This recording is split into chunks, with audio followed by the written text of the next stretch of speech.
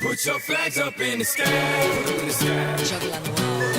wave 'em side to side, side to side. Salut à tous, bienvenue dans Tir au but. On arrive en dernière semaine de Coupe du Monde avec les demi-finales qui commencent ce soir. La première entre l'Allemagne et le Brésil et la deuxième qui est demain soir entre les Pays-Bas et l'Argentine. Alors j'aimerais d'abord revenir sur les quarts de finale de la semaine dernière et notamment sur l'élimination de l'équipe de France.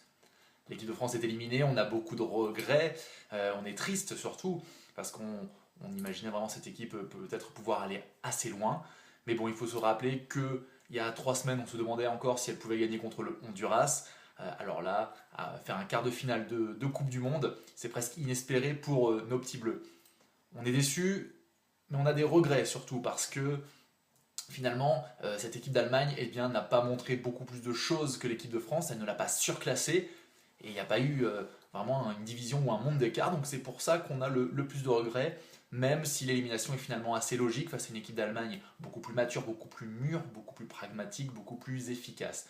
Les Allemands qui ont un petit peu délaissé leur football champagne, et finalement c'était peut-être la plus brésilienne des équipes cet été, ou depuis 8 ans, et ils ont un peu délaissé leur jeu tout feu tout flamme pour revenir un petit peu plus de pragmatisme allemand parce que il leur manque les titres, même s'ils ont fait des demi-finales, des finales, il leur manque le principal, gagner des titres. Donc les Allemands ont été plus forts que les Français, mais ils ne les ont pas surclassés, d'où les regrets qu'on peut avoir sur cette défaite de l'équipe de France en quart de finale. Le Brésil, lui, face à la Colombie, a enfin montré des choses intéressantes, a enfin montré du beau football, ça fait plaisir parce qu'on se demandait vraiment si les Brésiliens étaient toujours là. Alors même si je l'ai déjà dit, le Jogo Bonito c'est fini, maintenant place au pragmatisme et à l'efficacité, mais bon ça fait du bien quand même de voir cette équipe du Brésil produire un beau football. Par contre le point noir c'est qu'ils ont perdu leur star Neymar et franchement le Brésil sans Neymar, ça fait un petit quelque chose quand même. On est déçu qu'il ne soit pas là pour la suite de la compétition. L'Argentine s'est qualifiée, encore une fois, sans éclabousser de sa classe cette compétition. L'Argentine, c'est compliqué, c'est des victoires par un but d'écart, des buts 1-0, des matchs gagnés 1-0. Mais on sent que c'est laborieux, mais elle est toujours là. Et c'est ça qui est assez impressionnant ou qui fait peur peut-être, c'est que cette équipe d'Argentine qui n'impressionne pas du tout, elle est toujours là. Alors même si elle a disposé d'un groupe assez facile et d'une partie de tableau de phase finale relativement accessible, l'équipe d'Argentine de Lionel Messi est là. Par contre, également comme le Brésil, autre point noir, c'est qu'ils ont perdu Di Maria, qui est leur deuxième meilleur joueur avec Messi, peut-être même leur meilleur joueur, à l'origine de tous les buts de l'équipe depuis le début de la compétition. Les Pays-Bas, l'adversaire de l'Argentine pour ces demi-finales, les Pays-Bas on fait face à de valeureux costariciens. C'était une très très belle équipe du Costa Rica. Mais bon, les Pays-Bas ont fait 0-0. Ils sont allés jusque au tir au but. Alors là, au tir au but, on a vu le coaching gagnant de Van Gaal, Luis Van Gaal, qui nous a fait un changement de gardien pour la séance de tir au but. Donc psychologiquement, peut-être que ça a gêné le Costa Rica et ça a permis aux Pays-Bas de se qualifier.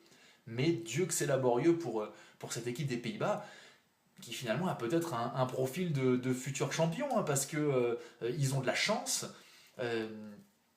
Ils ont de la chance, c'est laborieux, mais ils y arrivent. Et puis bon, ils ont un joueur quand même qui s'appelle Robben. Alors Robben, moi, je ne suis pas son plus grand fan. Il m'agace énormément, il tient beaucoup trop le ballon, mais sur une accélération, sur une action, il peut faire la différence. Alors je ne parlerai pas d'action de génie, parce que pour moi Robben n'est pas un génie. Voilà, c'est un joueur avec un gros physique, une bonne technique, mais c'est pas un génie. Mais voilà, sur une action, il est capable de faire la différence. Donc attention aux Pays-Bas face à l'Argentine. D'ailleurs, moi, je vais me lancer dans un petit pronostic. Je vois les Pays-Bas aller en finale de ce mondial.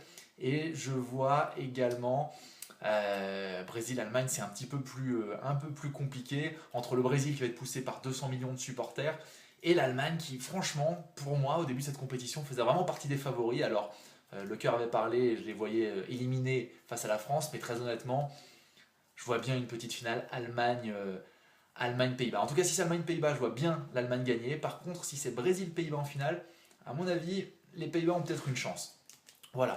Donc, ces demi-finales, c'est un peu la piste aux étoiles, comme le titrait l'équipe aujourd'hui. C'est 4 très très belles équipes. C'est 10 Coupes du Monde réunies sur les 4 équipes. C'est les 20 dernières finales, 20 dernières finales disputées par les 4 équipes restantes.